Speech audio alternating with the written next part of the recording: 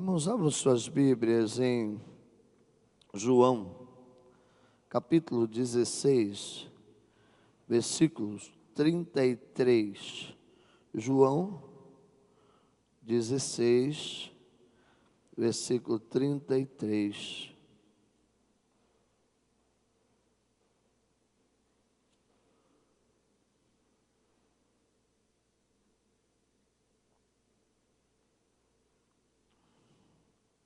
Antes eu quero ler o versículo, João 16, versículo 21 e 33.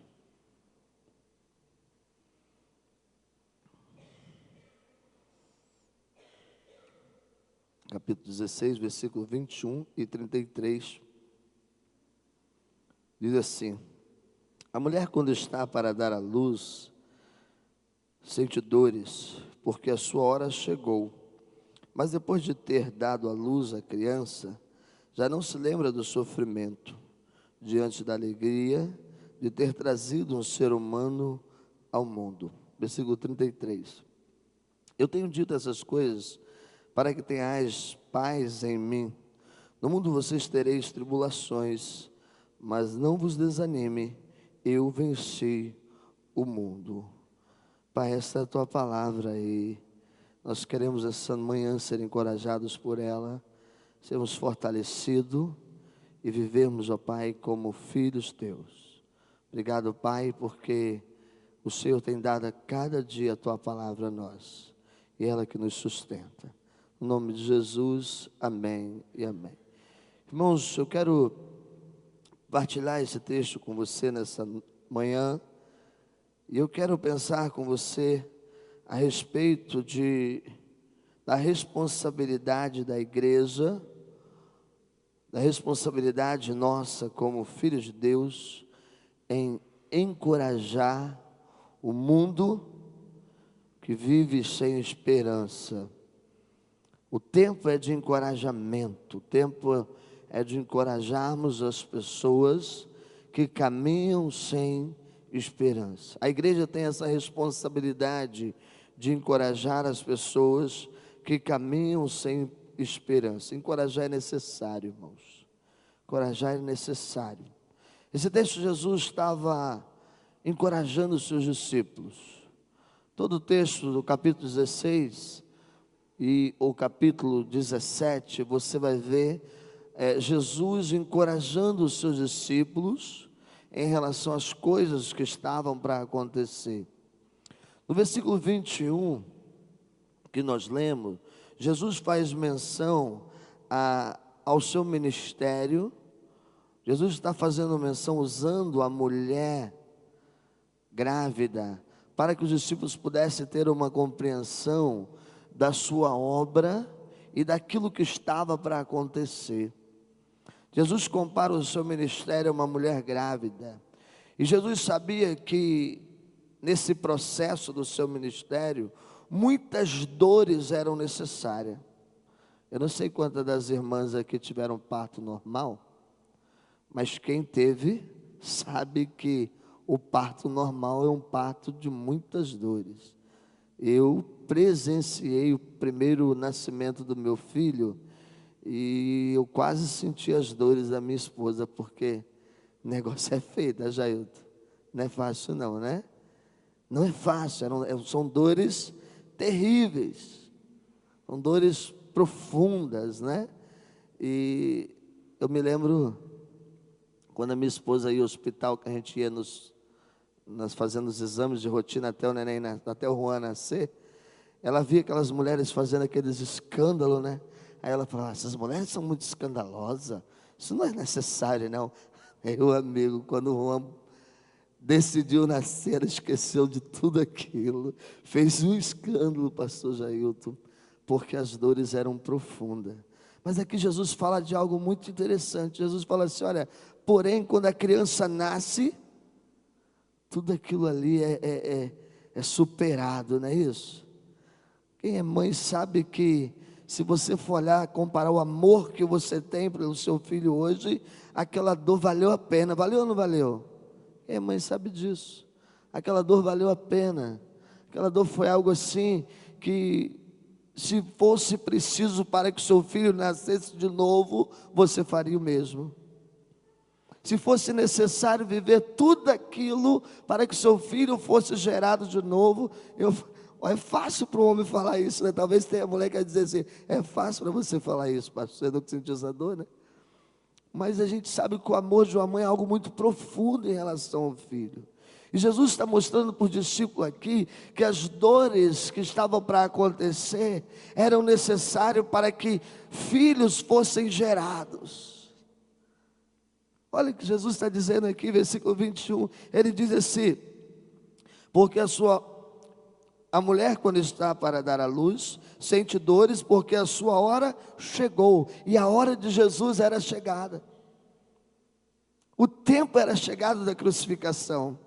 Jesus aqui está no processo de despedida, ele está no processo de encorajamento, discipulado e ensinamento dos discípulos, mas ele sabia que o momento da crucificação era chegado, era tempo de cumprir o propósito, e o propósito era gerar uma nova criatura. Somente seria possível a reconciliação do homem com Deus através desse sacrifício da cruz. O tempo da crucificação era chegado, mas Jesus olha para os discípulos e diz assim, olha, mas depois de ter dado à luz a criança, já não se lembrará do sofrimento. Jesus está dizendo assim, depois que eu ressuscitar, porque ele estava dizendo que ele iria aparecer novamente aos discípulos, ele iria voltar para os discípulos, depois de eu ressuscitar, depois de eu ver os filhos na fé, depois de eu olhar para os reconciliados, depois quando eu olhar para aqueles que eu regenerei pelo sacrifício, eu vou esquecer de todas essas dores, porque vale a pena morrer por eles. Você consegue entender a compreensão do amor de Deus por você? Consegue, Jailton, entender aqui? Jesus está falando, se ainda que a cruz tenha sido algo terrível, depois que olhar para o Jailton santificado, regenerado pelo meu sangue, eu vou dizer, valeu a pena. Valeu a pena. E aí ele continua falando para os discípulos, ensinando muitas coisas a eles.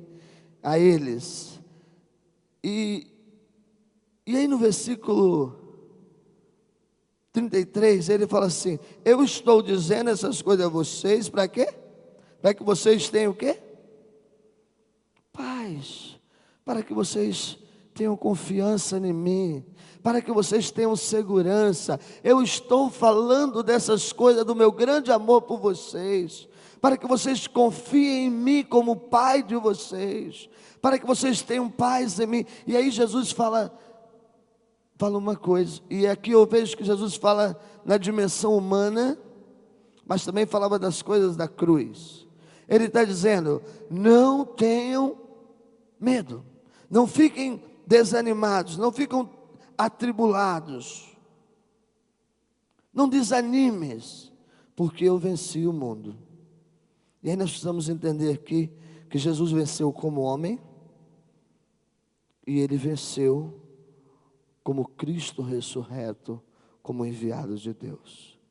Quando nós entendemos que Jesus venceu como homem, nós precisamos entender que Jesus suportou todas as investidas que o diabo investe contra as nossas vidas, ele também suportou. Paulo vai dizer que ele desfez a sua glória e se tornou homem como nós.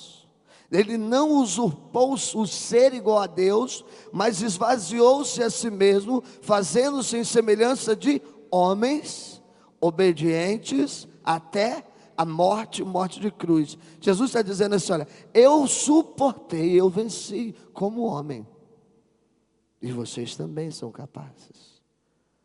Mas ainda mais, Jesus está fazendo menção da cruz, ele está fazendo menção da ressurreição, da vitória garantida na cruz contra a todas as investidas de Satanás. E ele estava dizendo isso para quem? Para os discípulos, para a igreja. Ele estava aqui, irmãos, trazendo uma palavra de encorajamento. Os discípulos estavam temerosos. Jesus estava falando que era chegado o tempo de ir. Ele estava falando que viriam tribulações, perseguições, aflições. Nesse capítulo, se você ler todo o texto, você vai ver que Jesus vai olhar para os discípulos e falar assim: olha, vai ter um tempo que as pessoas vão perseguir vocês, e que as pessoas vão matar vocês, ainda vão matar dizendo que estão matando em meu nome, irão perseguir vocês dizendo que estão perseguindo em meu nome. Esse tempo é chegado, mas não fiquem com medo, porque eu venci. Não tenham medo, porque eu venci. E aí ele faz uma promessa, a promessa do Consolador, que ele enviaria sobre a igreja, que é o Espírito Santo, que é aquele que viria ser o nosso cuidador, o nosso ensinador, aquele que revela todas as coisas a nós. E a Bíblia diz que Jesus cumpre a sua promessa. E nesse sentido, a igreja agora, regenerada, resgatada em Cristo Jesus, amada por Deus, ela precisa exercer esse papel de encorajar o mundo. Amados, nós não podemos ficar vivendo neste mundo como se fôssemos desse mundo. Paulo diz o quê? Que nós devemos viver como que alguém que tem uma nova pátria celestial, como cidadãos do céu. Se nós vivermos na dimensão das coisas espirituais de Deus, nós não podemos vivermos ansiosos com as coisas desse tempo, mas nós precisamos exercer o encorajamento. E aí, queridos, deixa eu dizer uma coisa para você: o encorajamento, esse princípio cristão, precisa ser vivido no meio de nós. Você é alguém que encoraja a outra pessoa. Quando alguém chega diante de você fracassado, arrebentado, destruído, oprimido, triste, angustiado, o que ele recebe de você, igreja? O que ele recebe de você? Quando alguém coloca lá assim no Facebook, assim, ó, dia triste. Tem gente que coloca assim, né? Estou angustiado. Tudo que acontece, a pessoa coloca lá, né? Estou oprimido. Aí as pessoas colocam lá: estado, oprimido, angustiado. Aí você vai lá e curte. Está curtindo, imagina, o cara está oprimido e o crente vai lá e curte. Está curtindo a opressão do outro. A pessoa é coisa triste, né? E às vezes dá uns 300 curtidas a opressão do outro. E às vezes nós fazemos assim no dia a dia. Nós estamos curtindo o sofrimento um do outro, nós estamos compartilhando apenas o sofrimento, mas nós não estamos produzindo nada como igreja. Jesus está encorajando os discípulos: não fiquem desanimados, eu já venci por vocês. A igreja tem essa palavra profética de esperança: não se turbe os vossos corações, creias em Deus, creias no Pai, creia nas promessas de Deus sobre a tua vida. É engraçado que esse princípio bíblico, cristão, ele vem acompanhando a história da igreja, vem acompanhando a história do povo de Deus. Lembra lá no livro de Êxodo, quando o povo de Israel está lá, vivendo a opressão do Egito, o povo escravizado, um povo destruído. E observe como que Deus se preocupa quando a gente vive esse estado. O povo de Israel estava vivendo um tempo de lamento, de choro. Deus chega para Moisés e diz assim: Moisés, eu tenho ouvido o clamor desse povo, por isso eu estou levantando você para que vá até lá e encoraje esse povo a sair dessa situação. É isso que Deus faz. Ele desafia a Moisés a colocar esse princípio em prática. Ele desafia Moisés a descer no Egito e dizer: olha, nós vamos sair daqui e vamos levantar um culto ao Deus de Israel, porque é uma promessa sobre as nossas vidas. E toda a história de Israel, enquanto Moisés está à frente, é uma história de quê? De encorajamento. Lembra quando o povo chega lá diante do Mar Vermelho? E o povo desiste de caminhar? povo se prostra e fala: agora nós vamos morrer. Imagina se tivesse o Face, eles iam colocar esse tempo de morte. Aí imagina, Moisés vai lá e curte. Não, Moisés vai até Deus, e Deus olha para Moisés e diz assim: Moisés, diga ao povo que marche. Não é isso? Diga ao povo que siga em frente. Confie em mim, Moisés. Êxodo capítulo 14, versículo 5. Diga ao povo que marchem, que não fique aí prostrado, olhando a derrota, mas que contemple o que eu vou fazer por eles. Nós vamos ver isso também a partir de Caleb, em Números 13, versículo 30. Caleb dá uma palavra de encorajamento ao povo de Israel. E aí é interessante que nesse contexto de Caleb, eu quero chamar a sua atenção, a sua responsabilidade. Preste atenção aqui, meu irmão, preste atenção que eu vou falar com você aqui. Se você é igreja, entenda que eu vou falar com você. A sua responsabilidade não é de mudar a vida das pessoas, não, porque você não tem o poder de fazer isso. Quem faz isso é quem? É Deus, não é isso, gente? Quem faz isso é Deus. Nós só temos que fazer o que Deus manda a gente fazer. Caleb chega diante, Moisés tinha enviado os espias para visitar a terra de Canaã, é isso? E muitos de lá tinham, dos que foram voltados, apavorados com o desafio, desesperado. Mas voltou Caleb com eles. E leia para mim alguém, Números 13, versículo 30. Leia alguém para mim, Números 13, verso 30.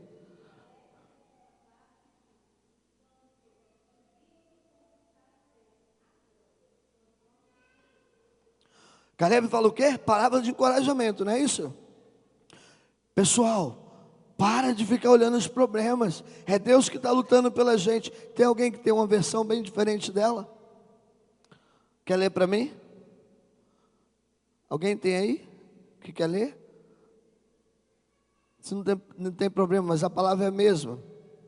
Vamos subir e conquistar a terra, porque é Deus quem está por nós, é Deus quem luta por nós. Ainda que as adversidades sejam enormes, ainda que os problemas tenham Deus no controle da nossa vida. E preste atenção, aqui Caleb está fazendo o quê? Ele está cumprindo um princípio de encorajamento. Ele está encorajando o povo diante da sua fé em Deus. O povo ouve Caleb? O povo ouve? Ouve não. Ouve não. Então, meu irmão, isso não é problema teu se o povo vai te ouvir ou não. Sabe, isso dá uma alegria no meu coração, sabe por quê? Toda vez que eu subo aqui, eu falo assim: Deus, eu vou subir nesse púlpito, sabe fazer o quê? O que o Senhor manda. Se o povo não ouvir, é contigo. É contigo. Caleb faz o que Deus estava mandando ele fazer. Ele encoraja o povo a dizer: nós vamos vencer. Aí o povo não ouve Caleb. Aí o que acontece? Vamos lá para frente um pouquinho nesse mesmo texto. Vê Números 13, 30. Ou número 14, perdão, estou fazendo uma confusão, né? Números 14, 24. O texto anterior era Números 13, 30, né? Números 14, 24.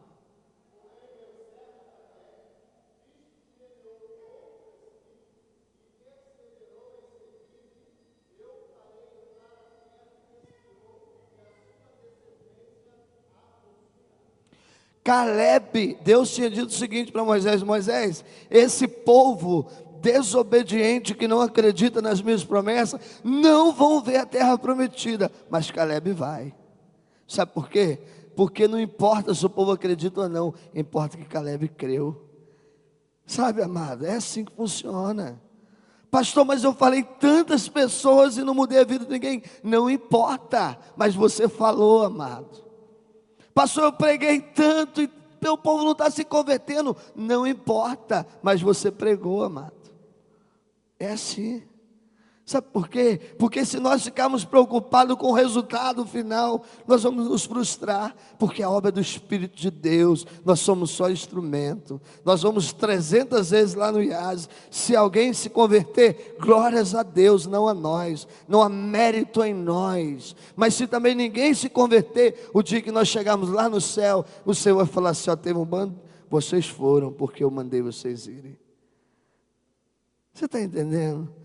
A minha responsabilidade como pastor é de encorajar você, igreja, a ser fiel ao Senhor nos dízimos. A minha responsabilidade como pastor é encorajar você a perdoar o teu irmão. A minha responsabilidade como pastor é ensinar você, a encorajar você a ter uma vida, a ter sua vida financeira nos pés do Senhor, a ter o seu casamento aos pés do Senhor, a ter o seu relacionamento conjugal aos pés do Senhor. Mas se você não fizer isso, misericórdia.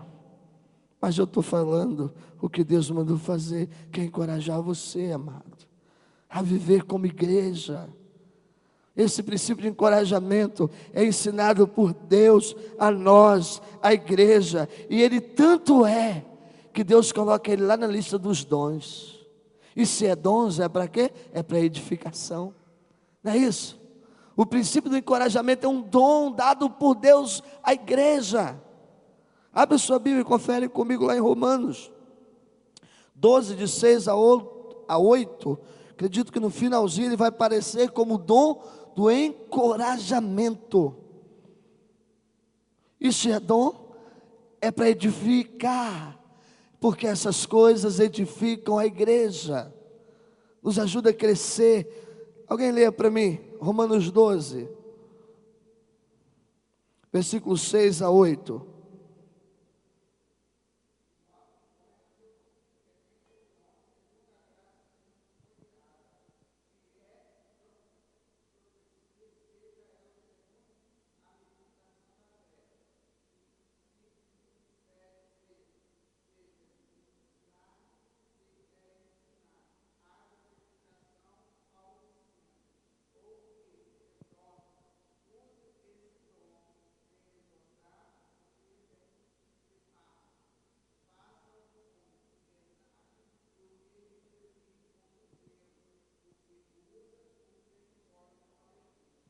O que exorta, o que é exortar?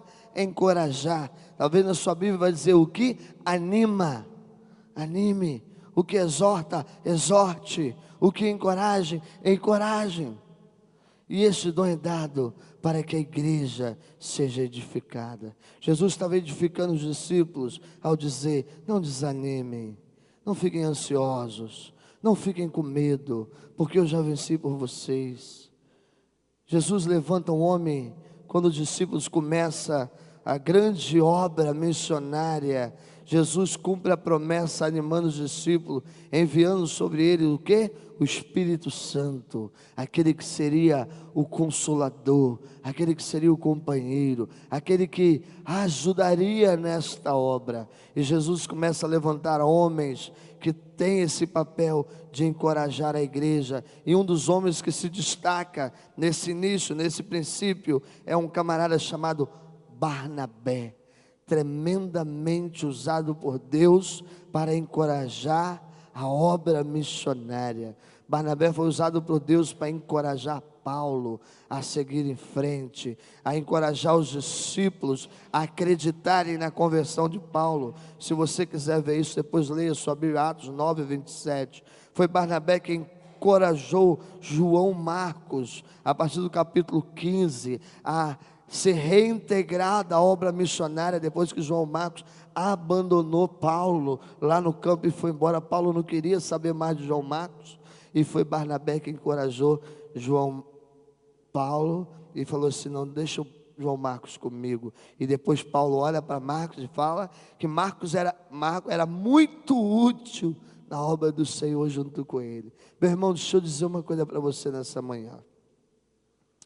Você que é igreja,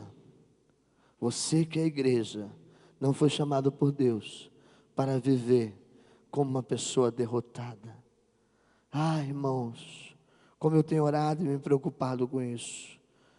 Como eu tenho orado diante do grande desafio que temos em nossas mãos, de gerarmos discípulos, o grande desafio que temos de desenvolvermos relacionamentos discipuladores, eu tenho dito: Deus, derrame esse dom no meio da tua igreja.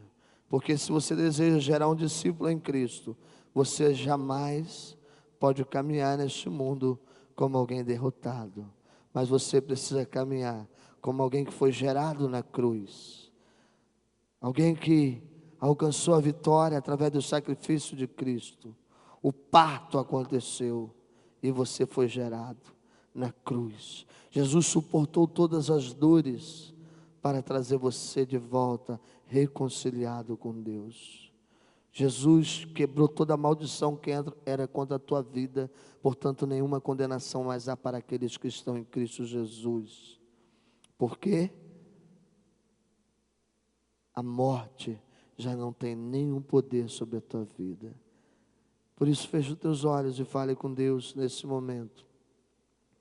Fale com Deus e peça assim: Senhor, que em cada lugar que eu for, eu possa levar uma palavra de encorajamento àqueles que estão ao meu lado. Que em cada lugar que o Senhor me colocar, eu possa revelar a esperança que há no Evangelho da cruz de Cristo. E que assim como Moisés foi usado para libertar aquele povo do cativeiro no Egito, eu quero ser usado para encorajar pessoas a abandonarem suas vidas de pecado.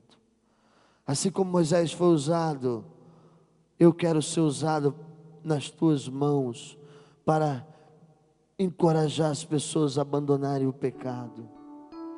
Assim como Caleb foi usado para dizer: parem de olhar os problemas, parem de olhar a dificuldade, mas vamos seguir em frente, vamos ir adiante, ainda que as adversidades sejam enormes. Eu quero ser essa pessoa para dizer para aqueles que estão caídos assim: vamos seguir em frente, porque é Deus quem tem lutado por nós. Assim como Barnabé fez, provando a sua fidelidade, entregando uma grande oferta nas mãos dos discípulos, abraçando Paulo, abraçando Marcos. Eu quero ser aquele que abraça aqueles que estão sendo excluídos, ou aqueles que não estão sendo aceitos, e encorajar estes a seguir em frente. Faça essa oração, Pai. Filho, faça essa oração nessa manhã. Saiba que o reino de Jesus é um reino que revela a nossa grande necessidade de Deus, e também revela a grande necessidade que nós temos um dos outros. Nós precisamos um dos outros, assim como nós precisamos de Deus. Precisamos de Deus, assim como precisamos um dos outros. E eu quero convidar o Ministério de Música aqui, e nós vamos terminar esse culto cantando esse canto com muita alegria.